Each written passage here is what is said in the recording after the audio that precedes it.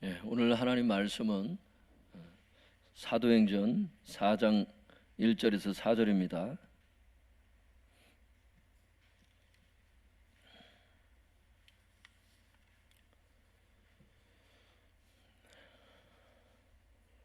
오늘 하나님 말씀은 사도행전 4장 1절에서 4절입니다. 신약 성경 192면에 있습니다. 신약 성경 사도행전 4장 1절에서 4절입니다. 찾으셨으면 우리 한 목소리로 같이 읽겠습니다. 시작.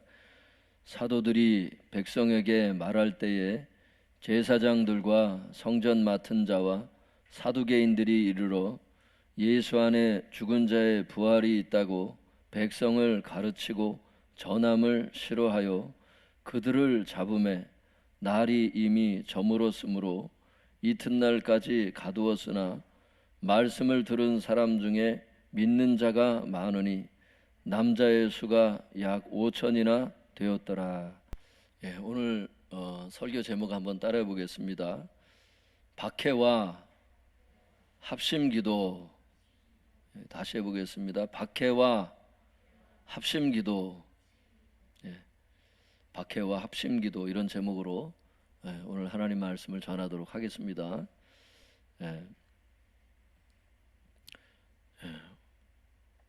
우리 1절로 4절 다시 한번 읽어보겠습니다. 뜻을 생각하면서 시작. 사도들이 백성에게 말할 때에 제사장들과 성전 맡은 자와 사두개인들이 이르러 예수 안에 죽은 자의 부활이 있다고 백성을 가르치고 전함을 싫어하여 그들을 잡음에 날이 이미 저물었으므로 이튿날까지 가두었으나 말씀을 들은 사람 중에 믿는 자가 많으니 남자의 수가 약 5천이나 되었더라. 성도님들, 이 1절에서 4절에 있는 이 말씀을 우리가 이해하기 위해서 1절부터 이렇게 살펴봐야 될 텐데요. 여기 보면은 사도들이 백성에게 말할 때에 이제 어떤 사람들이 찾아왔다. 그래서 사도들을 감옥에다 가두었다. 이제 이런 내용인데, 여기 사도들이 백성에게 말할 때에 이게 무슨 얘기냐면, 지난 금요일 날 이제 말씀을 드렸지만, 이게 여기 사도들이라는 게 이제 베드로와 요한을 얘기를 하는 거죠.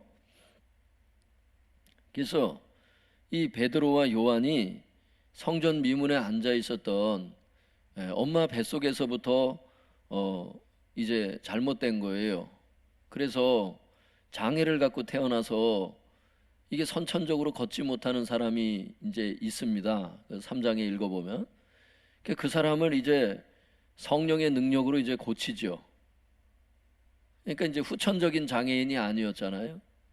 선천적인 장애인을 고치는 일에 대해서 모든 백성이 놀랬다고 그랬어요. 거기 보면 굉장히 심히 놀라는 얘기가 이제 나오지요. 그것을 계기로 해서 사람들이 막 베드로 그 요한에게 막 몰려드는 거예요. 그래가지고 이제 복음을 전하게 되죠. 1절에서 얘기하는 게 바로 그런 상황을 얘기를 하는 거예요. 그래서 그때 얼마나 많은 사람들이 전도가 됐느냐 하면 그 4절에도 나오잖아요. 그 베드로의 그 설교를, 그 말씀을 들은 사람 중에 믿는 자가 많으니 남자의 숫자가 약 5천 명이나 되었더라. 이렇게 남자의 숫자만 그만큼이라는 거예요. 여자는 다 뺀 겁니다. 남자의 숫자만 지금 기록되어 있는데 남자의 숫자만 약 5천 명이 됐는, 얼마나 많은 사람들이 그 몰려들었었다는 그 얘기가 되겠습니까? 그래서 1절에 바로 그런 때를 얘기를 하는 거예요. 사도들이 백성에게 그 말할 때, 그 베드로가 그 설교할 때 그걸 얘기를 하는 거예요. 그때 세 부류의 사람들이 찾아오지요. 여기 보면 첫 번째 제사장들, 그 다음에 성전 맡은 자, 사두개인들, 이런 사람들이 있었어요. 유대인에게는. 이 사람들이 와서 뭘 했어요? 예수 안에서 죽은 자의 그 부활이 있다고 백성을 그 백성에게 그 선포하는 것과, 이렇게 원문에 보면 선포하는 것과 이렇게 돼 있죠. 선포하는 것과 가르치는 것을 분개했기 때문이다. 이제 그 얘기입니다. 싫어했다는 게 단순히 그냥 싫은 정도를 얘기를 하는 게 아니고 아주 분개하는 거를 얘기를 하는 거예요. 원문에 보면은. 성도님들, 부활을 선포하고 또 전함이라고 하는 것은 이제 가르치는 거를 얘기를 하는 거예요. 사도들의 그 가르침을 싫어했다는 거예요. 그 부활을 선포하고 지금 베드로가 막 설교에서 가르쳤었잖아요. 그런 것들에 대해서 막 분개하는 겁니다. 이 세 부류의 사람들이. 3절에 보면 그들을 붙잡아 가지고 날이 이미 저물었기 때문에 이튿날까지 이제 가두지요. 가두고 이제 이들을 이튿날에 이제 감옥에서 끌어내서 이제 신문을 하지요. 이제 그게 이제 그 다음 절에 또 이어지는데, 조금 더 보완 설명하기 위해서 그 학자들의 글을 좀 읽어드리면, 이 제사장들, 성전 맡은 자, 사두개인들, 도대체 이 사람들이 도대체 누구길래 그렇게 사도들을 막 잡아서 막 가둘 수 있는가? 이게 좀 의아한 분들이 있을 수 있어요. 그래서 좀 읽어드리도록 하겠습니다. 여기서 성전 맡은 자란 성전 수비대장을 가리키는데, 두 번째 부류 있잖아요. 성전 맡은 자. 그냥 성전을 맡아서 이렇게 문 열고 닫고 그러는 사람인가 보다, 이렇게 판단할 수 있다니까. 그게 아니에요, 성도님들. 여기서 성전 맡은 자란 성전 수비대장을 가리키는데, 이 사람은 대제사장 가문에 속하였고 성전 문제에 관한 한 대제사장 다음가는 높은 관리였다. 사두개인들, 이게 세 번째 부류인 사람들, 사두개인들 나오잖아요, 성도님들. 사두개인들은 부활을 믿지 않았는데 대제사장 가문도 이 파에 속했으며 많은 대제사장들이 이 파에 속했다. 결국 사도들을 체포한 사람은 성전을 지도 관리하는 유대 종교 지도자들로서 부활을 믿지 않는 자들이었다. 이렇게 학자들이 기록하고 있습니다. 이것은 학적으로 맞는 얘기예요. 예. 여러분, 여기서 우리가 좀 주의 깊게 봐야 될 게 뭐냐 하면, 이 제사장들, 성전 맡은 자, 사두개인들, 이 사람들은 진리보다도 자기 자신의 자기가 알고 있는 그 신념, 이 신념을 더 중요하게 여겼던 사람들이에요. 그걸 어떻게 알 수 있어요? 이 사도들이 지금 진리를 얘기를 하고 있잖아요. 예수님의 부활에 대해서 나는 증인이다. 3장에 보면 막 그거 설교했거든요. 자기가 부활을 믿지 않는다고 해서 종교 지도자들인데, 성전을 지금 관리하는 사람인데 부활을 믿질 않아요. 주님과 다른 생각을 갖고 있는 거죠. 하나님과 다른 생각을 갖고 있는 거예요. 진리를 전하는 사도들을 감옥에 가두고, 결국 이게 성령의 역사였잖아요. 이렇게 3,000명이 전도가 되고 막 5,000명이 전도가 되고 막 한 번에 막 성령님께서 지금 역사를 하시는데, 그 하나님을 대적하는 일들을 이 세 부류의 사람들이 결국 행했다니까. 잡아서 가두지 말고 감옥에 집어넣지 말고 내비뒀으면 얼마나 많은 사람들이 구원 사역에 동참하고 회심을 했겠습니까?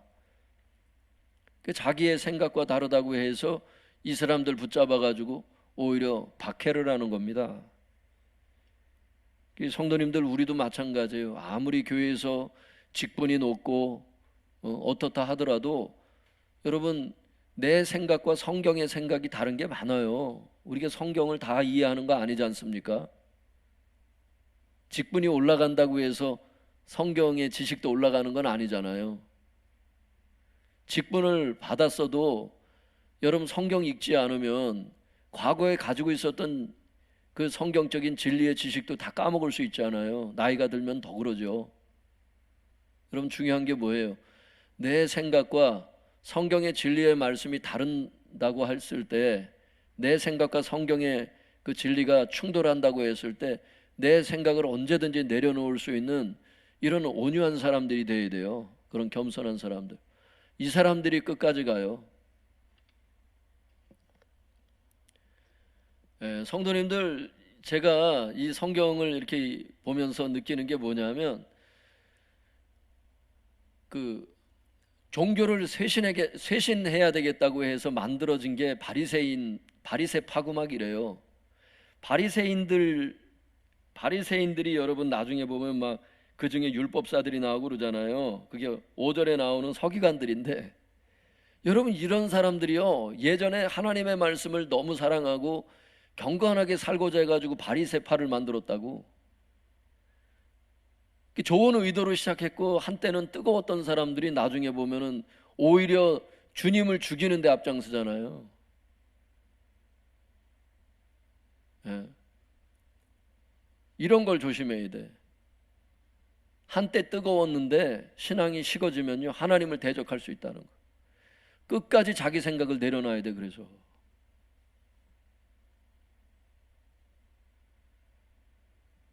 여러분, 역사적으로 그런 경우가 얼마나 많습니까? 처음에 하나님을 사랑해서 시작했다가, 수도원도 여러분 그렇게 시작했잖아. 속세를 떠나서 하나님만을 섬기겠다고 스스로 담을 친 사람들 아니야. 근데 수도원에 돈이 들어오기 시작하면서 수도원이 썩기 시작하고 그 교회 고아원이 세워졌잖아요. 수도사들이 원래 결혼 안 하기로 서약하고 들어가서 막 그 했던 사람들이잖아. 근데 고아원이 차려졌다니까, 수도원 옆에.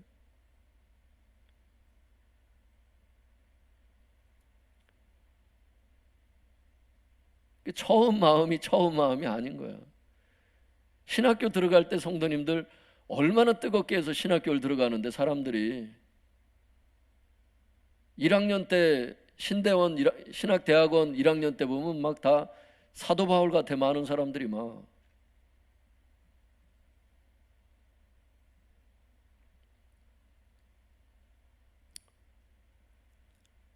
그런데 다니다 보니까 옆에 어떤 분이 그러시더라고. 아, 이런 건물 좀 있었으면 좋겠다. 그래서 우리 그 대학 건물을 보면서, 하여튼 그 건물도 물론 필요하지요. 필요한데, 하여튼 그때 제가 느꼈던 느낌이,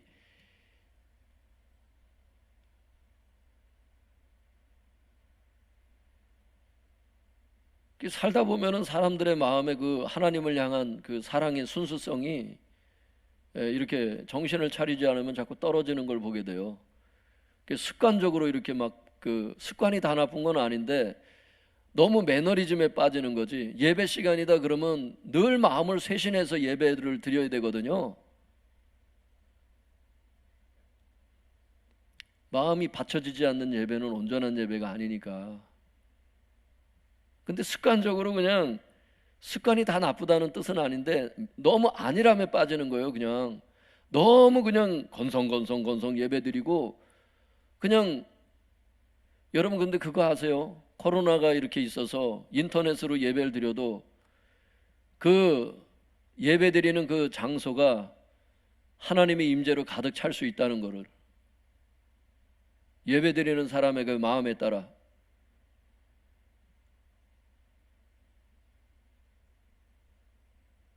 다니엘처럼 예루살렘 성전에서 구말리를 떨어져 있어도, 진짜 구말리가 아니지만 그렇게 그 먼 이국 땅에 사로잡혀 가서도 거기서 하루에 3번씩 기도하면서 사자굴에 집어넣어도 사자의 입을 천사가 막게 되는 그런 놀라운 경험을 하면서 하나님의 임재를 체험하는 사람이 있고, 성전을 와도 여러분 누가 성전문을 닫았으면 좋겠다고 말라기에 보면 하나님이 한탄하시는 사람들이 있고 그래요.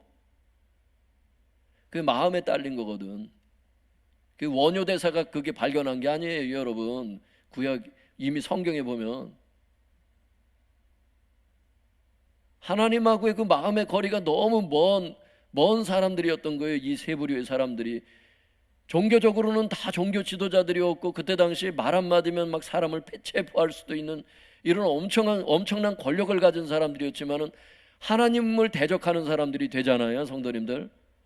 종교 지도자가 왜 됐겠어요? 하나님을 사랑하고 하나님의 법을 지키기 위해서 된 사람들 아니에요? 하나님을 섬기기 위해서 직분을 받은 사람들 아니야. 그런데 이렇게 성령의 사역을 대적하고 사도들을 여러분 잡아 가두어서 전도 못하게 방해하는 사람들이 되었고, 다시는 이런 부활을 전하지 말라고 막 협박하는 사람들이 됐잖아요. 나중에 보면 우리도 정신을 차리지 않으면 여러분 그럴 수 있어요. 그걸 멀리서 찾아볼 거 아니에요. 교계를 봐도 그래요. 여러분 여기서 다 제가 말씀드릴 수 없어. 노예에서 벌어지는 일들이나 이런 것들을.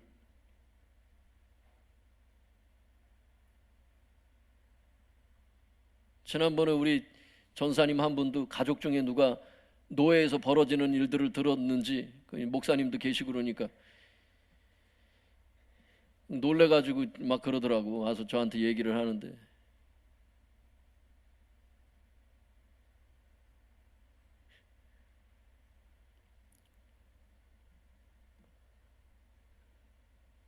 여러분 다 주님을 사랑하니까 여러분 목사가 되고 장로가 되고 막 중직자가 되고 한 거잖아. 근데 그 마음에 지금 주님이 내 안에 지금 계셔서, 주님을 사랑해서 눈물을 흘려본 지가 언제냐고. 글쎄, 정말 정직하게 한번 자기 스스로에게 물어볼 필요가 있어요. 내 마음이 정말 하나님으로부터 멀리 떠난 것은 아닌지, 세상 사는 것이 때때로 바쁘다가 정말 나에게 정말 생명보다 더 귀한 주님을, 그 주님을 내가 잊고 사는 건 아닌지. 탕자는 겉으로 이렇게 떠나니까 보이는데, 마음의 탕자는, 마음이 떠난 탕자들은 이게 잘 보이지를 않아요. 스스로 조사하고 하나님 앞에 나아가지 않으면, 이게 예배 잘 드리고 뭐 헌금도 잘 드리고, 예배도 안 드리고 헌금도 안 드리는 사람도 물론 있지만 그 사람보다는 낫다고 볼 수는 있겠지만, 어쨌든 여러분 꼬박꼬박 뭔가는 잘하는, 종교 의식들은 잘하는데 마음에 사랑하는 마음이 너무 멀리 떠난 그런 사람들, 이런 것들이 위기감이라는 거예요. 그게 구약에 보면 이사야서에 보면 하나님이 그렇게 그 징계하시는 그게 그것 때문에 그랬다고. 인도에까지 가가지고 막 향품을 사다가 막 하나님 앞에 제사 드렸다고, 구약 사람들이. 근데 하나님께서는 제사를 안 받으시잖아요. 니네가 내 마음에서 멀다고. 머리에서 발끝까지 맞은 흔적이 그냥 다 머리에서 발끝까지 그냥 회초리 맞은 자국이 그냥 그렇게 있다고 막 주님께서 계속 징계하시니까. 근데 왜 내가 자꾸 혼날까? 그걸 모르는 거예요. 내가 예배도 잘 드리고 향품을 사다가 그렇게 제사도 드리고 그러는데 왜 하나님이 왜 자꾸 나한테 진노하실까? 그걸 모르는 거예요. 겉으로 보면은 탕자가 아니니까. 마음에서 멀어진 탕자인데, 그게 이사야서에 그게 적나라하게 나온다고. 여러분, 우리는 겉으로 보이는 종교 의식에서도 떠나지 말고, 마음도 떠나지 말고 이렇게 가까운 분들 될 수 있길 바랍니다. 네, 하여튼간 오늘 이 제사장들, 성전 맡은 자, 사두개인들, 오히려 이들은 주님을 위해서 지도자로 주님이 은혜를 주신 사람들인데, 그 직분을 이용해 가지고 오히려 성령을 대적하는 데 썼어요. 사도들을 감옥에 가두고 전도하지 못하게 하고 부활 전하는 걸 싫어하고 사도들의 가르침을 분개하면서 이런 일들을 했다고. 이게 주님의 이름으로 하는 겁니다. 이게 이들 나름대로의 생각은. 왜? 진리보단 자기 신념이 더 중요하거든요.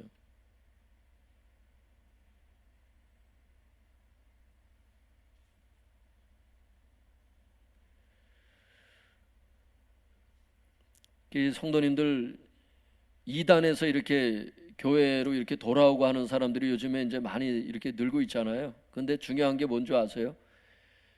정말 내가 다녔던 그 이단이 말씀적으로 뭐가 잘못됐는지를 정확히 알고서 돌아와야 다시 안 떠나요, 그 사람은.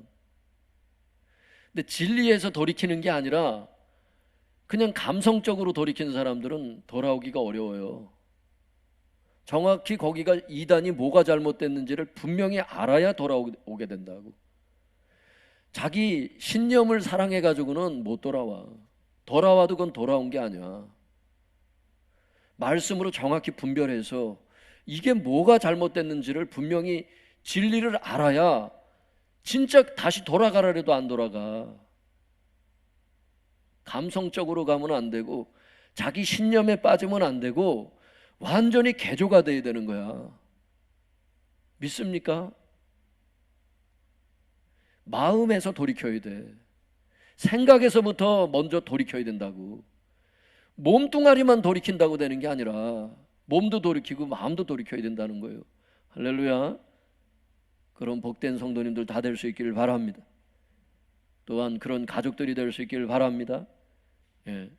왜냐하면 가족들을 위해서 지금 중보하는 분들이 많잖아요. 우리 교회도 잘못된 길을 접어들어서 진리를 알게 해달라고 기도해야 되는 거예요. 이 세 부류의 사람은 자기 신념에 빠져 있었던 사람들이야. 그리고 진리를 대적했다고.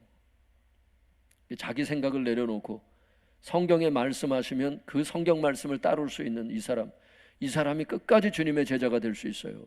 주님의 제자가 됐다가도 중간에 포기한 사람들이 성경에 보면 부지기수예요, 여러분.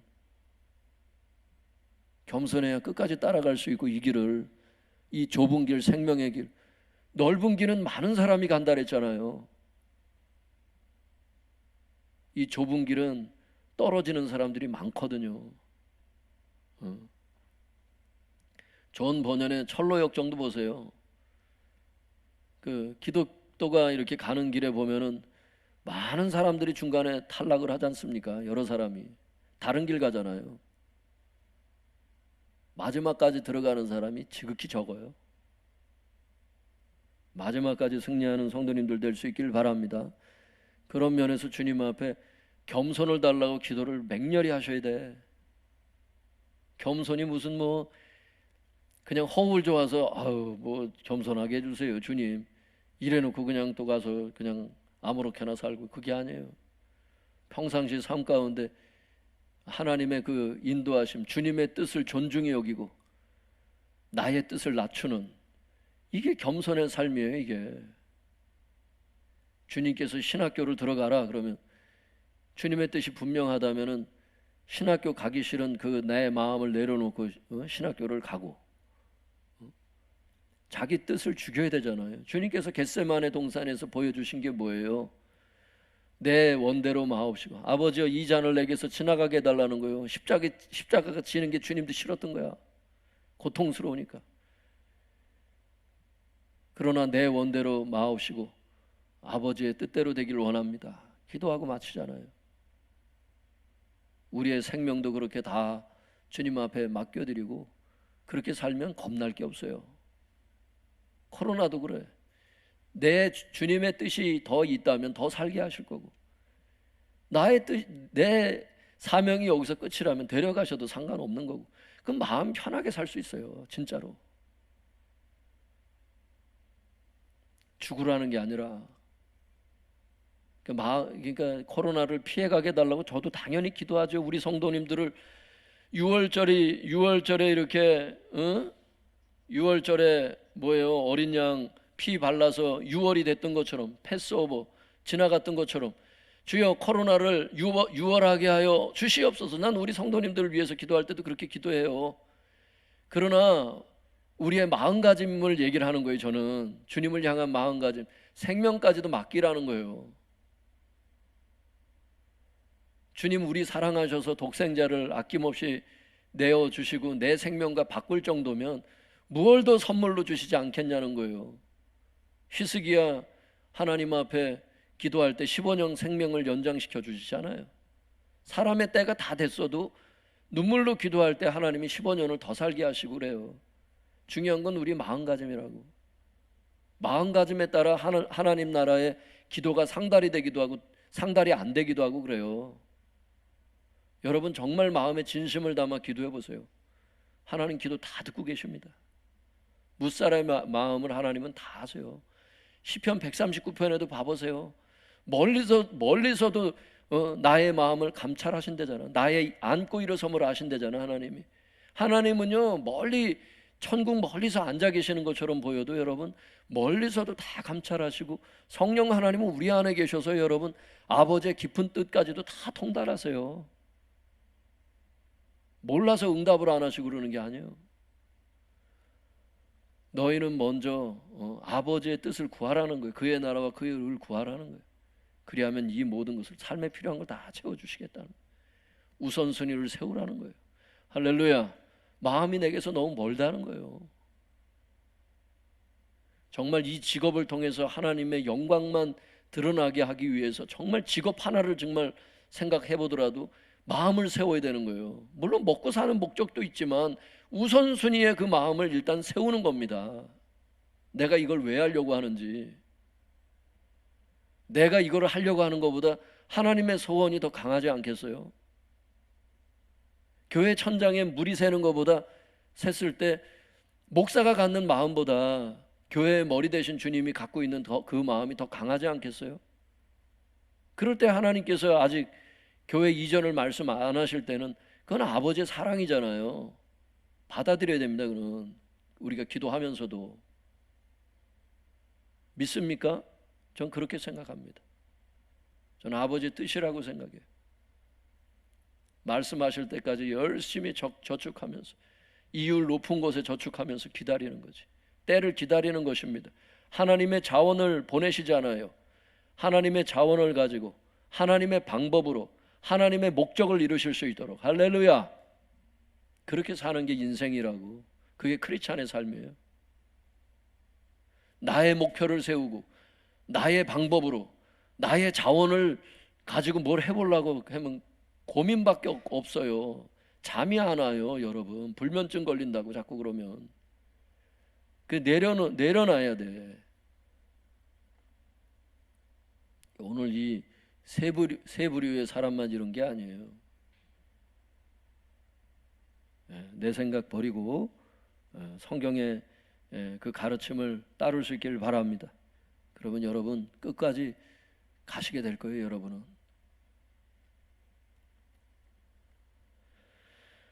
5절에서 7절 말씀 같이 읽어보겠습니다. 5절에서 7절 시작. 이튿날 관리들과 장로들과 서기관들이 예루살렘에 모였는데 대제사장 안나스와 가야바와 요한과 알렉산더와 및 대제사장의 문중이 다 참여하여 사도들을 가운데 세우고 묻되 너희가 무슨 권세와 누구의 이름으로 이 일을 행하였느냐. 여러분, 이제 감옥에서 이제 끌어내는 거지요. 그래서 5절에 이튿날 이렇게 그러는 거예요. 성도님들, 여기 관리들, 장로들, 서기관들, 그 왜 꼭 이렇게 꼭 집어서 요 사람들을 이렇게 얘기를 할까요? 요 사람들이 예루살렘에 모였는데 대제사장 안나스, 가야바, 요한, 알렉산더, 이 관리들 안에 들어가는 사람들이거든. 관리들을 여러분 학자들이 그 주석에 써놨지만 관리들이 대제사장들을 얘기를 하는 거예요. 그런데 6절에 왜 대제사장들을 구체적으로 또 언급을 하면서 대제사장의 문중도 다 참여했다고 이렇게 얘기를 할까요? 이 두 사도의 사건이 엄청난 사건이었거든요. 여러분, 그냥 기적 하나 일어났나 보다, 이게 아니에요. 나중에 읽어보면 이 사건으로 온 백성이 소동했던 걸 알 수 있어요. 대제사장의 문중까지는 여기 참여할 필요 없거든요. 사실은 왜 그러느냐 하면, 성도님들, 이 사내들인 공회라고 있어요. 이 사내들인 공회는 70명으로 구성이 됐거든요. 이 70명이 구성이 돼서 뭐냐면 최고 의결 기관이었어요. 유대인들의 형사상, 민사상의 일들을 이들이 처리를 했다고. 그러니까 최고 재판기관이기 때문에 이 사내들인 공회가 굉장히 백성들 입장에서는 두려운 거지. 여기에 잘못 보이면 어떻게 되겠어? 이건 뭐 어떤 처벌도 받을 수 있는 거죠. 근데 5절에 보면 성도님들, 관리들이 이제 대제사장을 얘기하거든요. 그 장로들, 서기관들은 율법사들을 얘기를 하는 거예요. 바리새인들 중에 율법사들이 있고 그랬잖아요.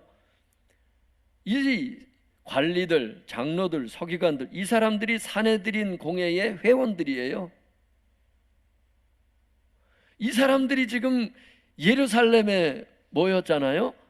왜? 예루살렘 성을 떠나지 말고 아버지께서 약속하신 성령을 기다리라. 오순절 마가의 다락방에 임한 그 성령 세례가 예루살렘에서 있었던 일이잖아. 그리고 거기서 지금 성전 미문에 앉아 있었던 그 나면서부터 걷지 못하는 장애인을 치료해서 지금 이 막 일이 일어난 거 아니에요? 지금 막 5천 명이 회개하고 막.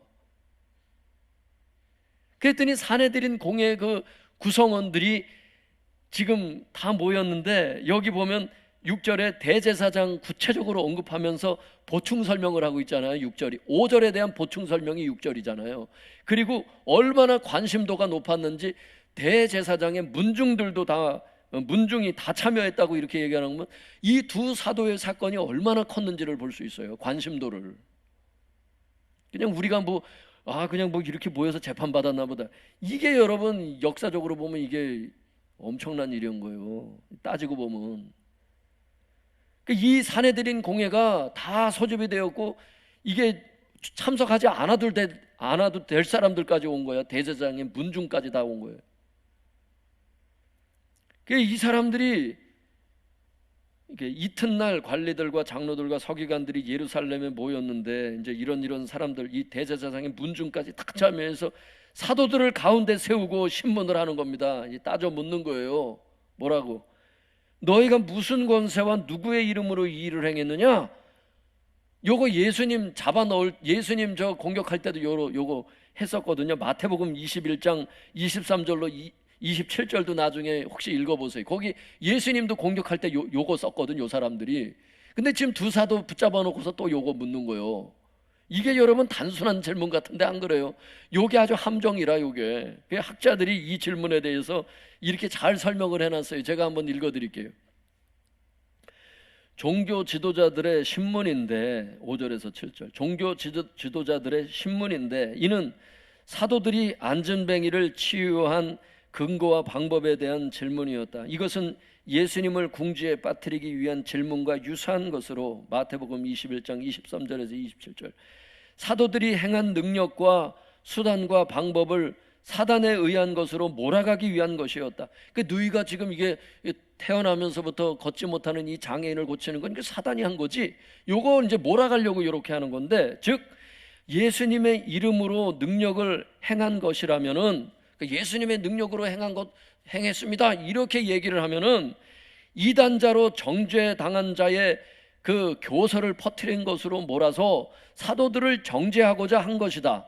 예수님을 십자가에 못 박아 죽인 사람들이잖아, 이 사람들이. 이단으로 정죄된 자의 가르침을 니네가 퍼뜨리고 있구나 하면서 정죄를 하려고 지금 이렇게 물어보고 있는 거예요. 뭐라고? 너희가 무슨 권세면 누구의 이름으로 이 일을 행했느냐? 이렇게 묻는 거예요. 누구의 이름으로 했냐고. 아까 그 3장에 지난 금요일 설교 들은 분들 아시지만은 예수님의 이름으로 나왔다고 얘기를 했잖아. 그때 이 사람들이 와서 잡아간 거거든요. 사도행전 3장이 이해되면 이제 이게 무슨 말인지가 이해되는 거예요. 딱 길목을 잡고 있는 거예요. 올무를 딱 쳐놓고 기다리는 겁니다. 물면 그냥 하려고. 퍼뜨린 것으로 몰아 사도들을 정죄하고자 한 것이다.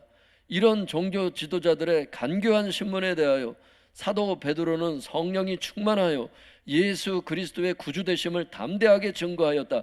8절에서 12절. 이게 학자들의 견해예요, 여러분. 8절에서 12절에 베드로가 뭐라고 답변을 했는지 한번 들어봅시다. 한번 같이 읽어볼게요. 시작. 이에 베드로가 성령이 충만하여 이르되 백성의 관리들과 장로들아, 만일 병자에게 행한 착한 일에 대하여 이 사람이 어떻게 구원을 받았느냐고 오늘 우리에게 질문한다면 너희와 모든 이스라엘 백성들은 알라. 너희가 십자가에 못 박고 하나님이 죽은 자 가운데서 살리신 나사렛 예수 그리스도의 이름으로 이 사람이 건강하게 되어 너희 앞에 섰느니라. 이 예수는 너희 건축자들의 버린 돌로서 집 모퉁이의 머릿돌이 되었느니라. 다른 이로서는 구원을 받을 수 없나니 천하 사람 중에 구원을 받을 만한 다른 이름을 우리에게 주신 일이 없음이라 하였더라. 성도님들, 지금 이 사내들인 공회에 지금 앞에 잡혀서 지금 감옥에 하루 살다가 지금 나와서 지금 신문을 받을 때 그 질문을 받고서 지금 베드로가 답변하는 건데, 이들이 지금 길목을 탁 지금 잡고 지금 올무를 쳐놓고 묻고 있는데, 사도들의 입장에서 봤을 때, 이 베드로와 요한의 입장에서 봤을 때는 이 질문에 대해서 참 굉장히 주의 깊게 그 답변을 해야 되는 거거든요. 사실은 이거 그들의 심기를 건드려 가지고 이거 그들의 입장, 그 사도들을 입장에서 볼 땐 좋을 게 하나도 없는 거예요 지금. 근데 성도님들, 이 성령 세례가 임하고 이 성령 충만한 상태가 되면, 성령이 충만하다면은 무슨 얘기예요? 찔르면 성령이 나와요. 그러니까 성령님의 그 사역이 나온다고. 성령님께서 원하시는 말이 나오고. 이 8절이 그래서 중요합니다.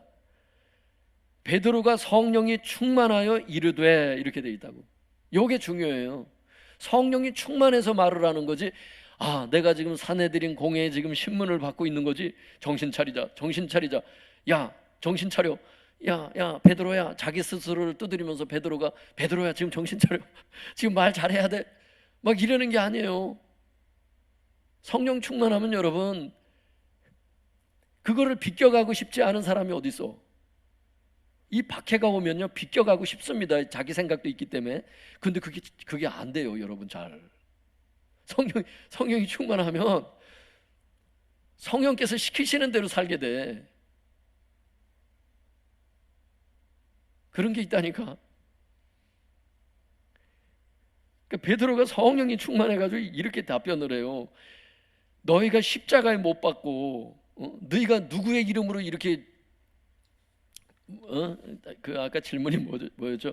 너희가 무슨 권세와 누구의 이름으로 이 일을 행했냐? 이 일이라는 거는 이제 그 나면서부터 걷지 못하는 그 장애인을 누구의 이름으로 네가 고쳤냐? 그걸 묻는 거니까. 그랬더니 베드로가 뭐라 그래? 성령이 충만하여서. 너희가 십자가에 못 박고, 왜 그들이 사내들인 공회가 그렇게 했잖아요. 너희가 십자가에 못 박고 하나님이 죽은 자 가운데서 살리신 나사렛 예수 그리스도의 이름으로 이 사람이 건강하게 되어서 너희 앞에 섰느니라.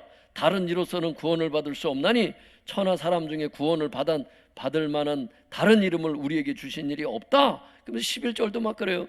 이 예수는 너희 건축자들의 버린 돌로서, 사람들이 버렸잖아요. 예수님을 헌신짝처럼 버렸잖아요. 그런데 집 모퉁이의 머릿돌이 되었잖아요. 주님께서. 여러분, 구원의 머릿돌이 됐잖아요. 할렐루야. 베드로가 거침이 없어요. 여러분, 그 다음 인생은 생각을 하지 않게 되거든. 성령 충만하면. 성령 충만이 여러분 그래 좋아요. 성령 세례를 받고 뭐예요? 권능을 받으면 어떻게 되는 거예요? 성령이 임하시면 너희가 권능을 받고 내 증인이 되리라. 끝까지 증인이 된다니까. 성령 세례. 그 성령 세례를 받아야 돼요. 여러분, 맨정신으로 예수 못 믿어. 자기 힘으로 안 돼. 이게 핍박을 못 이겨. 손영원 목사님, 여러분 그 묶어놓고서 공산당들이 내려왔을 때, 여러분 그 아들이 나중에 그 시신 찾았을 때 어떻게 찾았더래요? 아버지가 가슴에인가 어디 총 맞았는데 이래고 죽었대잖아. 그 손영원 목사님 죽을 때 포박된 채로, 기도하는 채로 그냥 기도하면서 죽은 거예요. 총으로 그만 갈기는데.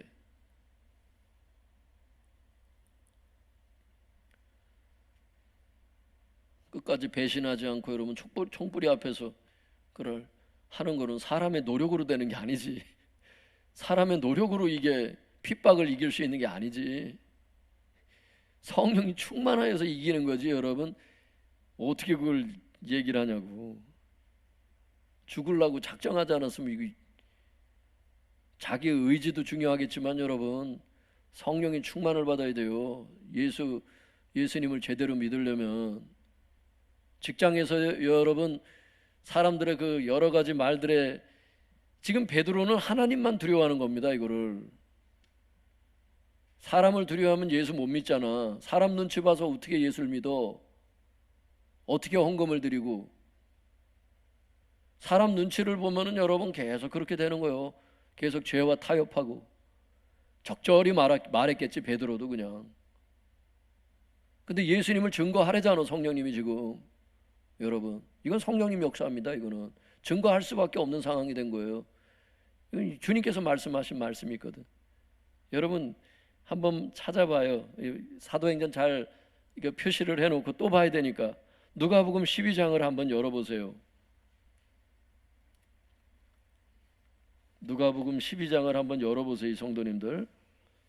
누가복음 12장. 제 성경은 신약 115면에 있어요. 115쪽에 보시면 누가복음 12장 11절 12절 한번 읽어볼게요. 11절 12절. 누가복음 12장 11절 12절에 보면 이제 사람들이 너희들을 끌고 갔을 때 이제 어떤 일이 벌어지는지 이제 그 말씀하신 구절이 있어요. 성령 충만하면 이제 이렇게 되지요. 누가복음 12장 11절 12절 시작. 사람이 너희를 회당이나 위정자나 권세 있는 자 앞에 끌고 가거든 어떻게 무엇으로 대답하며 무엇으로 말할까 염려하지 말라. 마땅히 할 말을 성령이 곧 그때에 너희에게 가르치시리라 하시니라. 예수님이 직접 하신 말씀. 너희들을 이렇게 재판석에 끌고 가고 막 높은 사람들 앞에 끌고 가고 그럴 때 야, 어떻게 말하지? 무엇으로 말하지? 무엇으로 말할까? 무엇으로 대답하며 무엇으로 말할까? 이렇게 염려하지 말라는 거예요, 스스로. 왜? 그때가 되면은 성령이 곧 그때에 가르치시리라. 마땅히 할 말을. 여러분, 그래서 이게 알 수 있어요. 그 사도행전 4장 8절에 보면은 그 읽어볼게요. 사도행전 4장 8절. 4장 8절 시작. 이에 베드로가 성령이 충만하여 이르되 백성의 관리들과 장로들아. 여러분 나오잖아요. 성령이 충만하여서 말을 했다고 나오잖아요. 그게 성령으로 얘기를 했는 게 맞잖아요, 여러분. 제 아까 그 말씀드린 게 맞잖아. 이 성령으로 말미암아 지금 할 말을 넣어주셔서 예수님을 증거하고 있는 겁니다. 지금 많은 사람들이 모여 있잖아, 거기 지금.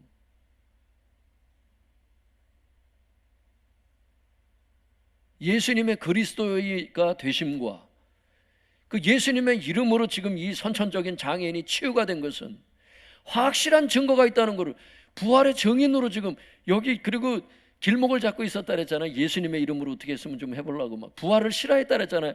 아까 여러분 부활을 싫어했다 그랬잖아요. 왜 잡아넣었다? 이 사람들을 왜 사도들을 감옥에 집어넣었대요? 부활을 싫어했다고.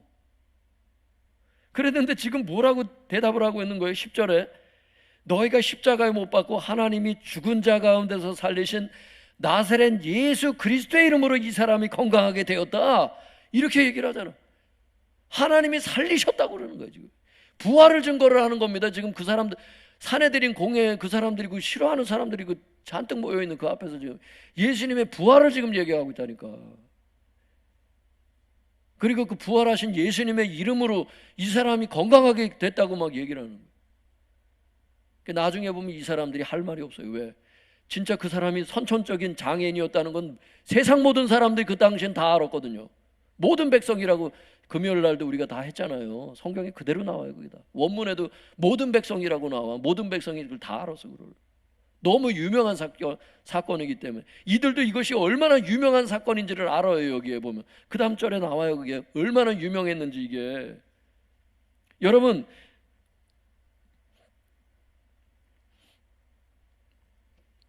이제 얼마나 유명했는지 이제 그 16절 한번 읽어볼게요. 16절 4장 16절 시작. 이 사람들을 어떻게 할까? 그들로 말미암아 유명한 표적 나타난 것이 예루살렘에 사는 모든 사람에게 알려졌으니 우리도 부인할 수 없는지라. 부인할 수 없다는 거예요. 자기들도. 이 두 사도가 지금 답변하는 걸 보고 이 13절로부터 그러잖아요. 그들이 베드로와 요한이 담대하게 말함을 보고 이러잖아.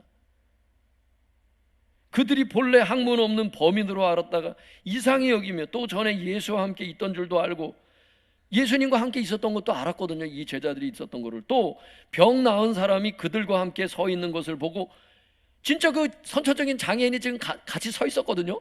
그러니까 비난할 말이 없는지라. 여러분 14절 끝에가 중요한 거예요. 비난할 말이 없는지라. 아니 신문을 하고 뭐 죄가 밝혀져야 뭐 그 다음에 뭐 징벌을 주든지 하지. 비난할 말이 없고 이 사도들의 말이 다 지당하거든요. 그리고 16절에 그 15절부터 보면 그래요. 명하여 공회에서 나가라고 그래요. 왜냐하면 사도들이 있는 데서 말을 하면 안 되니까 자기들끼리 의논하려고 이제 나가라고 그래. 그 사도들 내보내고서 뭐라 그래? 서로 의논하죠. 그러면서 얘기를 해요. 그 15절에 서로 의논하여 이르되 16절에 이 사람들을 어떻게 해야 되냐? 그냥 아니 그 사도들로 말미암아 유명한 표적이 나타난 것이 예루살렘에 사는 모든 사람에게 알려졌기 때문에 우리도 부인할 수 없는 겁니다.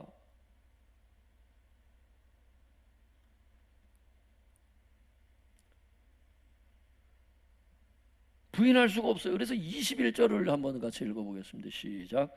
관리들이 백성들 때문에 그들을 어떻게 처치할지 방법을 찾지 못하고 다시 위협하여 놓아 주었으니 이는 모든 사람이 그 된 일을 보고 하나님께 영광을 돌림이라. 22절. 이 표적으로 병나은 사람은 40여 세나 되었더라. 원문에 보면 40세가 넘었다고 이렇게 돼 있죠. 원문에 보면. 성도님들, 21절에 이 관리들이, 이 산헤드린 공회에 모였던 사람, 이 회원들이 백성들 때문에 그 사도들을 어떻게 처벌할지 방법을 찾지 못하는 거예요. 왜? 이는 모든 사람이 그 된 일들을 보고 하나님께 영광을 돌리기 때문에 그 사람들을 어떻게 처벌을 하면 돌에 맞아 죽을. 이스라엘 백성은 그러면 자칫 잘못하면 돌에 맞아 죽거든요. 하나님께서 행한 일을 갖다가 막 그렇게 했을 때는. 여러분, 이게 구석에서 어디 일어난 일이 아니에요. 하나님께서 여러분 정말 살아계시고 하나님은 지금도 선천적인 병들을 치료하시며, 할렐루야, 그분이 여러분 창조주기 때문에 그래. 그게 어려운 게 아니야. 하나님께는. 이게 외국에서도 그렇고 지난번에도 보면 여러분 이빨이 빠진 자리에서 이빨이 막 자라나는 동영상도 있고 그래요.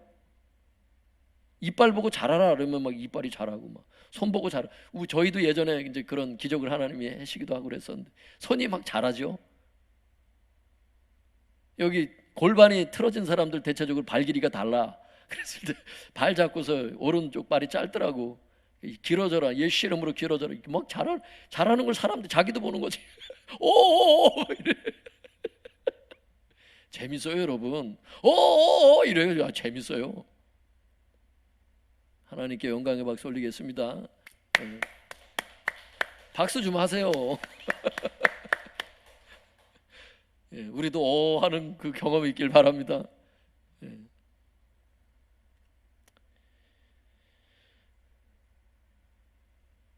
성도님들, 오늘 이 성경에서 하시는 말씀이 뭐냐면 성령 세례가 임해서 성령 충만해서 복음을 전해서 수많은 사람들이 돌아오고 하나님의 성령의 역사가 나타날 때는 핍박이 같이 온다는 거예요. 이건 예수님의 사역 속에서도 드러난 사실이에요. 성령께서 하시는 일을 마귀도 싫어하잖아. 성령께서 역사하면 마귀가 공격하는 역사도 같이. 주님께서 개척하라고 그래서 개척을 하잖아. 마귀의 공격도 같이 있어요. 근데 그것도 다 주님의 허용 안에서 있어. 여러분, 박해도 그냥 오는 게 아니에요. 그 받을 만한 믿음이 될 때 하나님 다 하셔. 그게 다. 사도들은 3년 반을 훈련하신 다음에 이게 오는 거지. 그냥 초신자에게 이런 경우, 산헤드린 공회에서 초신자를 세워놓고 한 게 아니잖아. 믿음이 되니까 박해도 허락하시는 거예요, 주님께서. 사탄이 여러분 강해가지고 욥을 공격하고 그러는 게 아니잖아. 주님의 바운더리가 있잖아. 요만큼만 해봐라, 요만큼만 해봐라. 다 어떤 목적이 있거든요, 그걸 가지고. 나중에 주님을 찬양하잖아. 욥기 42장에 가가지고는 귀로만 주님을 들었었더니 이제는 눈으로 주님을 배운다고. 주님을 더 가깝게 느끼는 역사가, 친밀감이 더 회복됐잖아. 그리고 2배의 축복이 임하고. 할렐루야. 박해도 여러분 다 주님의 축복입니다. 천국에 그들의 것이래잖아. 선지자들을 이와 같이 박해하였느니라. 여러분, 베드로는 핍박을 받을 때 위축되지 않고 성령이 충만해서 담대히 진리를 전했습니다. 성령께서 주시는 그 생각을 이야기를 하세요. 할렐루야. 근데 예수님께서 똑같은 질문을 받았을 때는 주님께서는 다른 질문으로 이 위기를 모면하셨다고. 또 그때 성령이 주시는 그걸 감동을 따라야 돼. 베드로처럼만 내가 무조건 해야 되겠다, 이게 아닙니다. 누가복음 찾지 마세요. 마태복음 21장 23절로 27절에 보면 주님은 또 베드로하고 다른 또 그 이야기를 또 다른 방법으로 또 이 위기를 모면하셨다고. 지혜롭게. 사도 베드로는 또 성령이 충만해서 이 말을 했고, 그때 주시겠다는 거예요. 그 말을 성령께서. 여러분에게도 박해가 오거나 어려움이 당할 때 성령님께서 주시는 감동을 따라갈 수 있길 바랍니다. 예, 그것입니다. 주님을 증거해야 될 자리는 증거하세요. 또 성령님께서 지혜롭게 어떤 말씀을 주신다면 그걸 얘기를 하세요. 그렇게 해야 되는 거예요. 그러나 두려워하지 마세요. 왜? 주님 안에 다 있어요. 따라해볼까요? 박해도 다 주님 안에 있다. 정말입니다. 믿으셔도 돼요. 믿음의 분량에 따라 주님이 다 하셔요. 이기지 못할 것 같으면 다 피할 길을 내십니다. 주님께서.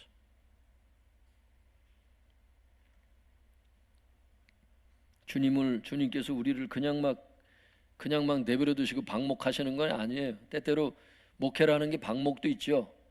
아무 문제 없는데 뭐하러 울타리 안에서 돌아다니면서 풀을 뜯을 때는 양들을 방목해야지. 그걸 막 붙잡아두고 자꾸 족쇄를 채워놓고 그러면 안 되잖아요. 방목할 때도 있지만 주님께서 이렇게 우리를 허술하게 돌보시는 게 아니에요. 독생자를 내어주셔서 그 구원한 사람들을 여러분 자녀가 되는 권세를 주셨다라고 말씀하시는데, 당신의 아들과 딸들을 그렇게 허술하게 돌보는 게 아니에요. 먹고 사는, 무엇을 먹을까 무엇을 마실까, 그건 이방인들이 구하는, 기도 자체도 하지 말라 했잖아요. 주님이 그 나라와 그 의를 구하면은, 아버지의 뜻을 목표 삼아 살면은 먹고 사는 거 다 해주시겠다고. 허술하게 돌보시는 게 아니에요. 하나님께서 여러분을 다 불꽃 같은 눈동자로 돌보신다는 거예요. 불꽃 같은 눈동자로. 질투의 하나님이셔요. 당신의 것을 그 손에서 뺏을 사람이 없다고.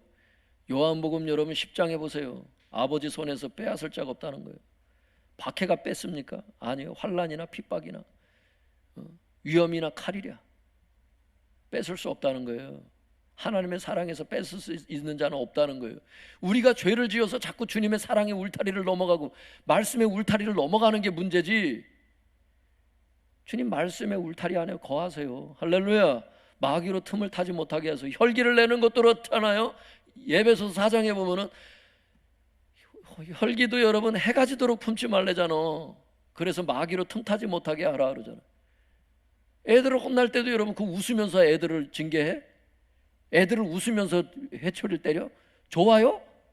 하나님이 그렇게 자녀들을 징계하시냐고. 그러니까 애들을 징계할 땐 그렇게 하더라도 혈기를 오래 품으면 안 돼. 거기서 끝내고 하나님 그 다음 또 인도하시겠지. 믿음으로 또 살아야지. 계속 거기에 그냥 마음을 쏟아가지고 나까지도 시험에 빠지면 그 애는 누가 건지나. 중보하는 사람까지 그렇게 맨날 염려하고 살면 한 사람이라도 정신을 차려서 가족을 살려야지. 염려한다고 답이 나오진 않고 기도하면 답이 나오고. 할렐루야. 예. 주님께서 답이 되십니다. 예, 성도님들, 그래서 이 박해하는 사람들이 할 수 있는 것은 위협밖에 없어요. 위협밖에. 17절 같이 읽어볼까요? 17절 18절 시작. 이것이 민간에 더 퍼지지 못하게 그들을 위협하여 이후에는 이 이름으로 아무에게도 말하지 말게 하자 하고 그들을 불러 경고하여 도무지 예수의 이름으로 말하지도 말고 가르치도 말라 하니. 그러니까 17절에 위협하여, 위협이 뭐예요? 협박하여, 그겁니다. 협박을 하는 것밖에 없어. 이 사람들이 할 수 있는 일은 협박하고, 그리고 18절에 그 경고를 하는 거예요. 예수님의 이름으로 아무것도 하지 말라고, 말하지도 말고 가르치지도 말라고. 그 21절에 관리들이, 백성들이 무서우니까, 왜? 이는 모든 사람이 그 된 일을 보고 하나님께 영광을 돌리고, 이게 막 유명한 표적이 나타나서 예루살렘에 사는 모든 사람에게 알려졌기 때문에 자기 자신도 부인할 수 없거든요. 그리고 비난할 말이 없거든요. 그러니까 할 수 있는 게 뭐예요? 21절에 보면 다시 위협하여 놓아 주었으니, 그러니까 계속 협박하는 것밖에 없습니다. 왜? 베드로와 요한의 때가 되질 않았어요.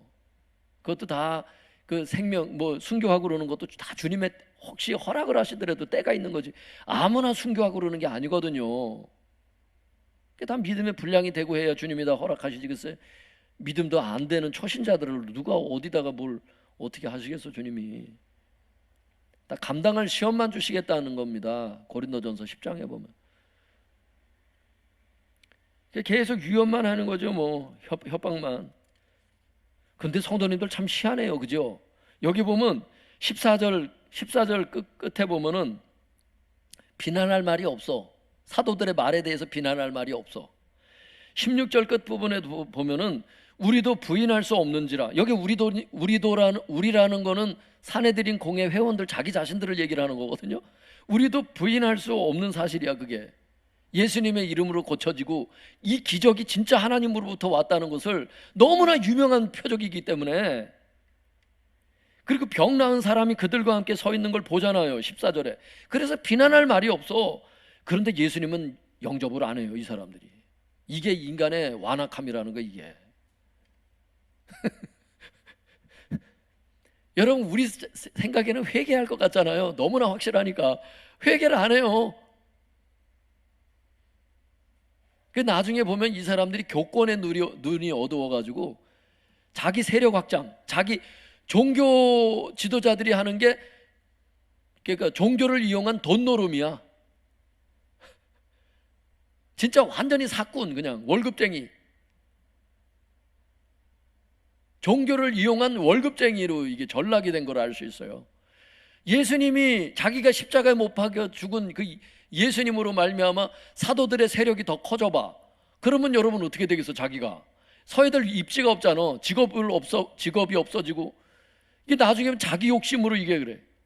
그럼에도 불구하고 많은 제사장들도 돌아왔다는 말씀이 또 성경에 나오거든요. 진짜 양심이 있는 사람들은 주님께 돌아온 거지. 하나님의 은혜로. 근데 여기 사내들인 공회 이 회원들은 이 사람들만큼은 여러분 세례 요한은 그 물 세례를 줬잖아요. 근데 예수님도 같은 시대에 물 세례를 줬잖아.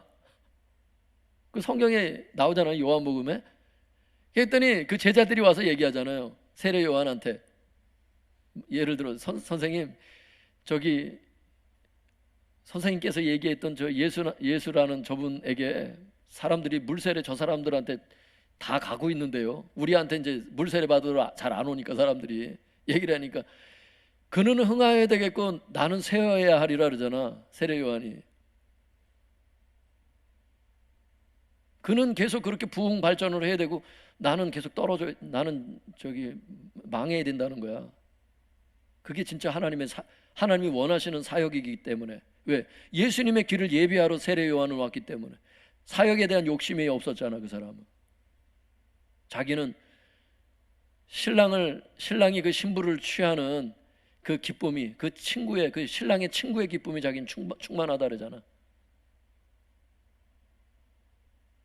그 사역자들이, 종교 지도자들이 생각해야 될 게 그거거든. 예수님은 교회의 신랑 되잖아요. 신부는 주님의 신부가 되고, 신랑이 신부를 취할 때, 성도들을 그렇게 연합하고 하실 때 예수님께로 달려가고 예수님을 안고 예수님을 사랑하는 성도들을 볼 때 그 기쁨이 종교 지도자들 가운데 충만해야 되거든. 그런데 내 밥줄 끊길까 봐, 우리 성도들 놓칠까 봐, 이게 사내들인 공회의 그 중심에 있었어요. 나중에 보면.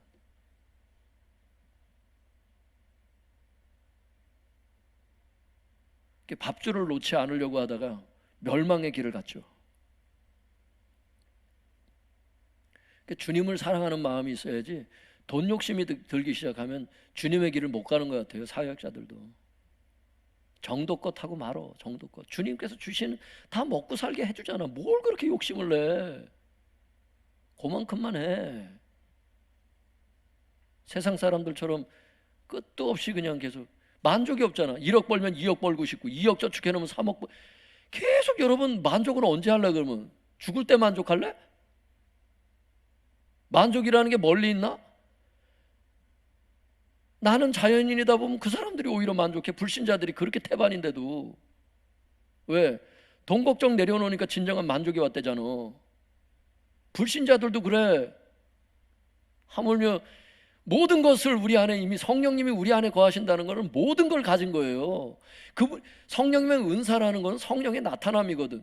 그분이 원하실 때 뭔가를 나타낼 땐 그게 다 은사로 나오거든요. 모든 것을 가진 자로다. 할렐루야. 뭘 더 가지려고 그래?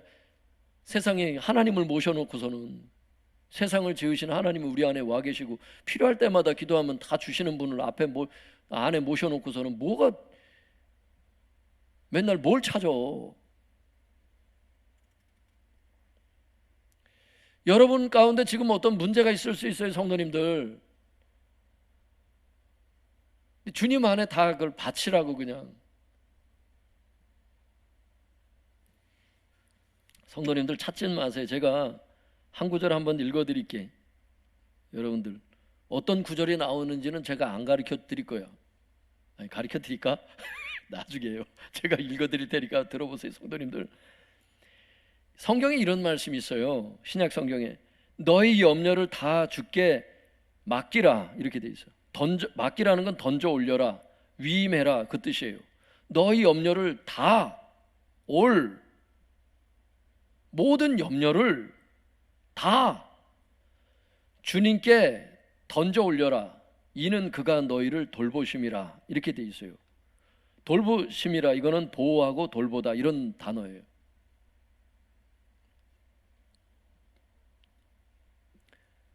베드로전서 5장에 있으니까 찾아보세요. 5장 7절에 나중에 집에서, 지금은 말고. 그 염려를 다 맡기래.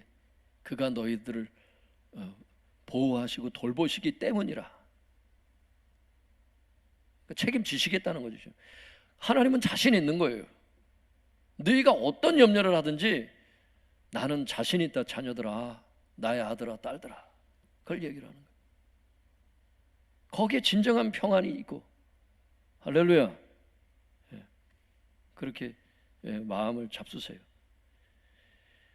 근데 이 베드로하고 요한을 좀 보세요. 19절 20절 같이 읽어볼까요? 19절 20절 시작. 베드로와 요한이 대답하여 이르되 하나님 앞에서 너희의 말을 듣는 것이 하나님의 말씀을 듣는 것보다 옳은가 판단하라. 우리는 보고 들은 것을 말하지 아니할 수 없다 하니. 베드로하고 요한은 끝까지 굽히지를 않네. 베드로와 요한이 이 사내들인 공회의 그 협박에 대해서 뭐라고 대답을 또 해요? 그냥 조용히 가만히 있다 풀려나지. 여기서 끝까지 이들이 될 때 이 말 대답을 자꾸 하네. 이렇게 됐을지 모르겠는데 예수님의 이름으로 말하지도 말고 가르치지도 마. 18절에 얘기를 하니까 베드로와 요한이 얘기를 하는 거예요. 하나님 앞에서 너희들의 말을 듣는 것이 하나님의 말을 듣는 것보다 옳으냐? 판단해봐라 니네가. 우리는 보고 들은 것을 말하지 아니할 수 없어. 증인이 될 거야. 얘기를 하는 거예요. 할렐루야. 이 말씀의 목격자들인 거예요. 이게 증인의 역할을 끝까지 했죠. 이게 성령 세례의 목적입니다. 내 증인이 되리라. 성령이 임하시고 권능을 받으면 내 증인이 되리라. 우리는 보고 들은 것을 말하지 아니할 수 없다. 이게 증인의 사명을 완수한 거죠. 끝까지 죽음을 진짜 목숨을 내대면서 얘기를 하는 거지. 이들의 입장에서 이 사내들인 공회의 그 위상을 생각할 때는 엄청난 얘기라고. 이게 이 역사적으로 이걸 지금 음미하면서 이 구절을 읽어보면 베드로와 요한이 지금 목숨을 내놓고 얘기를 하는 거예요. 여러분 믿습니까? 이게 사도들이라고. 주님께 가까이 있었고 주님과 한솥밥을 먹었던, 주님하고 친밀했던 사람들의 행동들이라고. 이게 물론 이게 성령의 그 은혜죠. 이렇게 말을 할 수 있는 것도.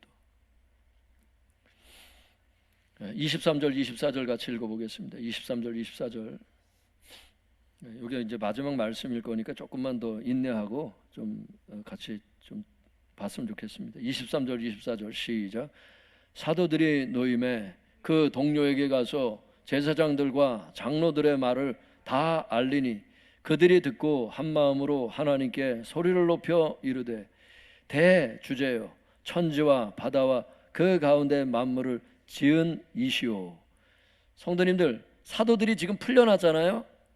사내린 공회에서 그 협박하면서 이제 풀어줬잖아요. 사도들이 놓이니까 뭔 일을 했어요? 아, 이제 핍박이 왔으니까 야, 이제 어떻게 복음을 전하냐 이러면서 혼자 고민하고 막 하는 게 아니에요.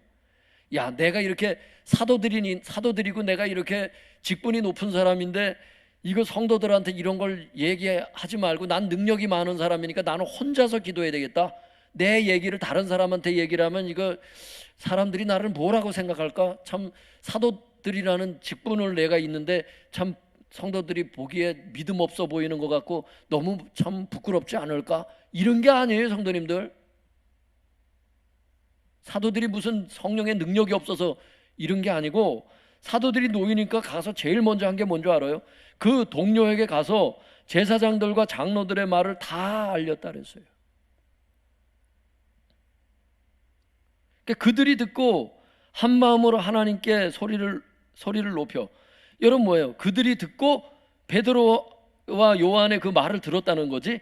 그 다음에 한 마음으로 기도하는 게 뭐야? 한 마음으로 하나님께 소리를 높여 기도하는 게 뭐야? 한 마음으로 기도하는 거, 합심기도. 대주제예요. 천지와 바다와 그 가운데 만물을 지으신 하나님 하면서 쭉 기도가 어디까지 가는 거예요, 그게. 그게 이제 핵심적인 기도가 이제 여기 나와요, 성도님들. 29절 30절 같이 읽어볼까요? 시작. 주여, 이제도 그들의 위협함을 굽어 보시옵고 또 종들로 하여금 담대히 하나님의 말씀을 전하게 하여 주시옵오며 손을 내밀어 병을 낫게 하시옵고 표적과 기사가 거룩한 종 예수의 이름으로 이루어지게 하옵소서 하더라.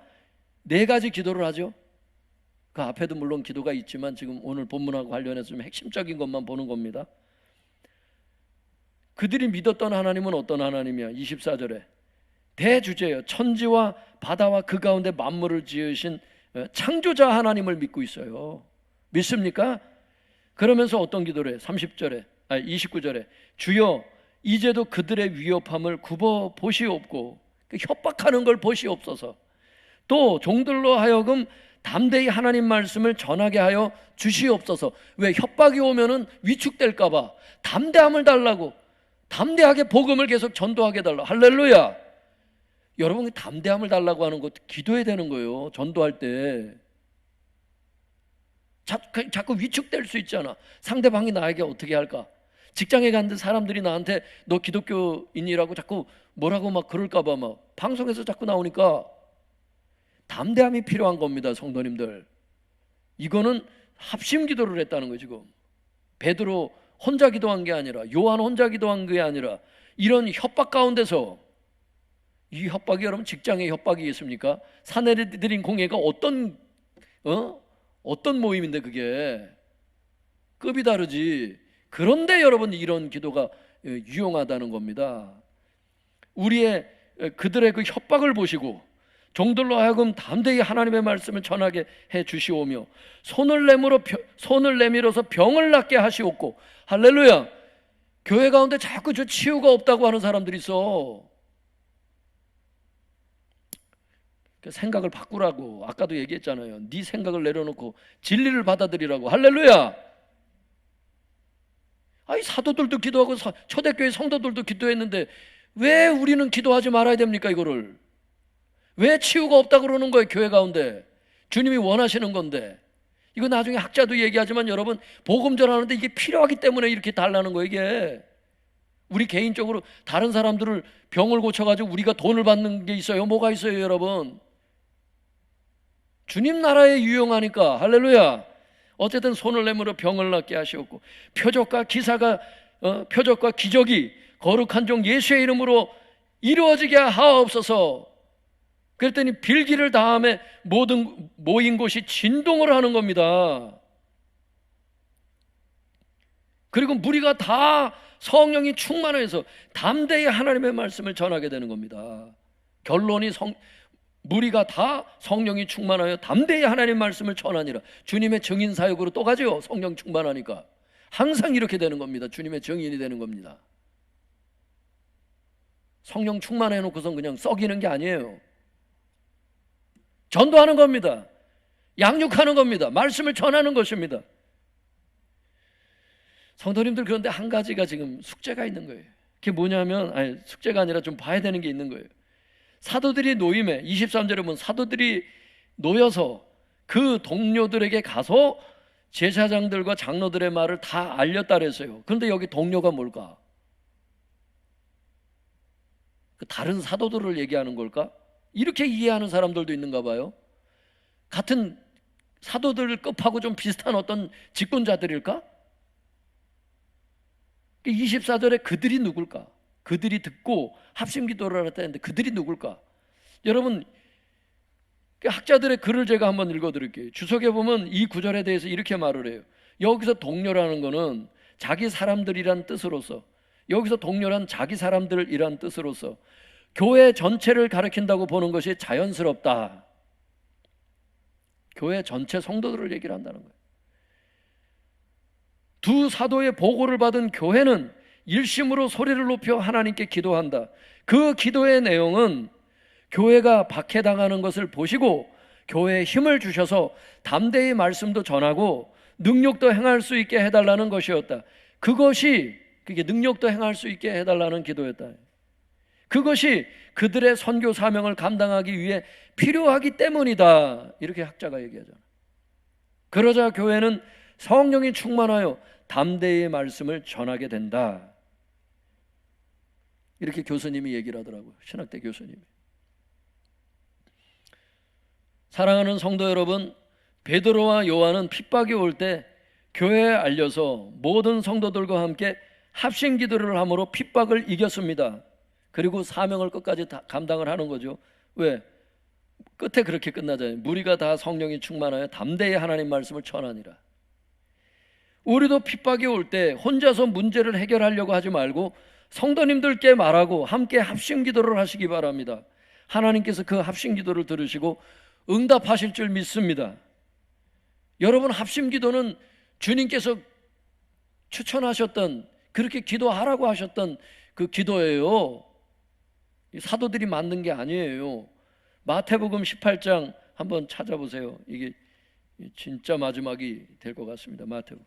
이건 찾지는 않아도 되긴 하는데 여러분들에게 직접 보여주기를 원해요. 마태복음 18장 19절. 여러분이 이 말씀을 읽고서 가정에서 기도하는 그 가정 예배의 기도를 우습게 여기지 마. 진짜 우습게 여기지 마시고 기도하시길 바래요. 두 사람이면 충분해. 기도 응답은 진짜. 합심 기도의 위력에 대해서 주님 말씀하신다. 마태복음 18장 19절 같이 읽어보겠습니다. 시작. 진실로 다시 너희에게 이르노니 너희 중에 두 사람이 땅에서 합심하여 무엇이든지 구하면 하늘에 계신 내 아버지께서 그들을 위하여 이루게 하시리라. 20절. 두세 사람이 내 이름으로 모인 곳에는 나도 그들 중에 있느니라. 예를 들어서 부부가 문제가 생겨서, 가정에 문제가 생겨서 부부면 충분하다는 거예요. 왜? 그거 나오잖아. 혹은 애들밖에 없어. 그 애들을 불러놓고 기도해. 여기 나오잖아요. 20절에. 두세 사람이면 충분하다는 거예요. 두 명도 괜찮고 세 명도 괜찮다는 거죠.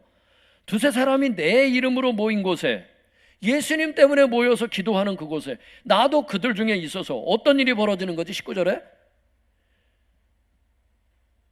진실로 다시 너희에게 이르노니 너희 중에 두 사람이 땅에서 합심해서 무엇이든지 구하면, 합심 기도잖아요. 두 사람이 합심 기도를 하면 하늘에 계신 내 아버지께서 그들을 위하여, 그 두 사람, 세 사람을 위해서 이루어 주겠다는 거잖아. 이때 아멘 하면 좋은데, 할렐루야. 예, 진짜입니다. 주님이 직접 말씀하셨잖아, 제자들에게. 그 제자들에게 말씀하셨고, 마태복음에서는, 사도행전에 와서는 베드로가 핍박을 받을 때 이 방법을 쓰는 거죠. 핍박은 합심기도 중에 핍박 기도는 합심 기도에 여러 기도가 있을 것 아니에요. 가정의 기도도 있고 합심 기도의 내용이 여러 가지가 있을 수 있잖아. 그 중에 하나가 핍박 기도였다. 핍박에 대한 이기게 해달라는 기도였던 거야. 여러분, 핍박뿐만이 아니라 핍박도 당연히 합심 기도를 해야 되겠고, 여러분 가정 가운데나 여러분 가족들 중에 지인들 가운데도 여러 가지 문제가 있을 수 있잖아요. 합심 기도하세요. 마음이 하나 된 사람들, 합심, 마음이 하나 된 사람하고 같이 기도해. 그게 두 사람 세 사람이면 족하다는 거예요.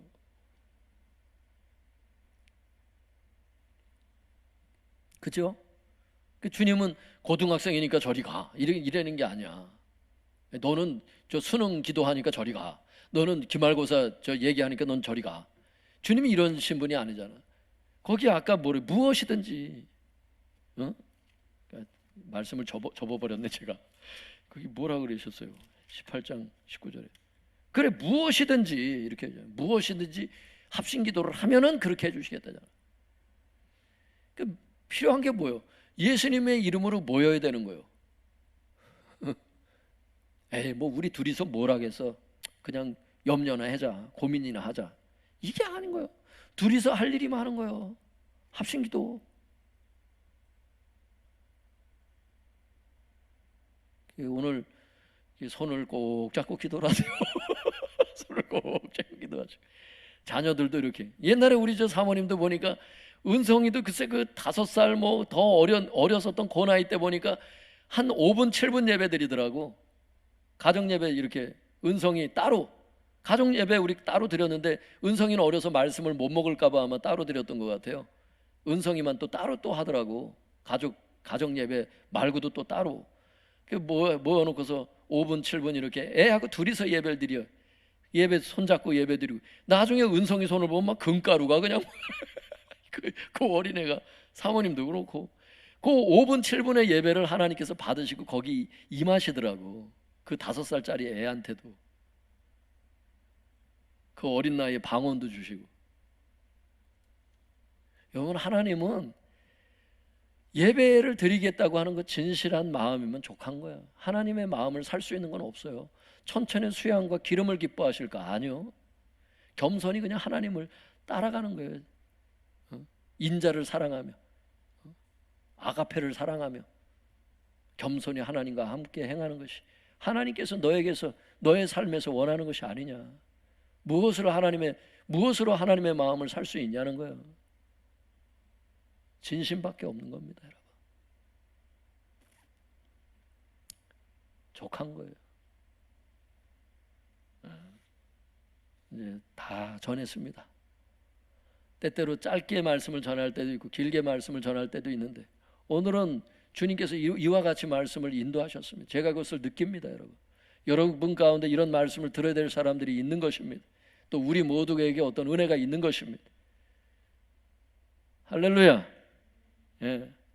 이 시간 여러분, 우리도 합심 기도를 합시다. 이 시간 어떤 문제든지 합심 기도를 합시다. 핍박이 올 때도 함께 합심 기도를 합시다. 하나님께서 들어주시겠다잖아요. 염려를 다 맡기려잖아요. 어떤 염려든지 다 맡기려잖아요. 그가 너희를 돌보심이라. 예, 이 시간 같이 주여 주여 3번 부르짖고 통성해서 기도하겠습니다. 주여.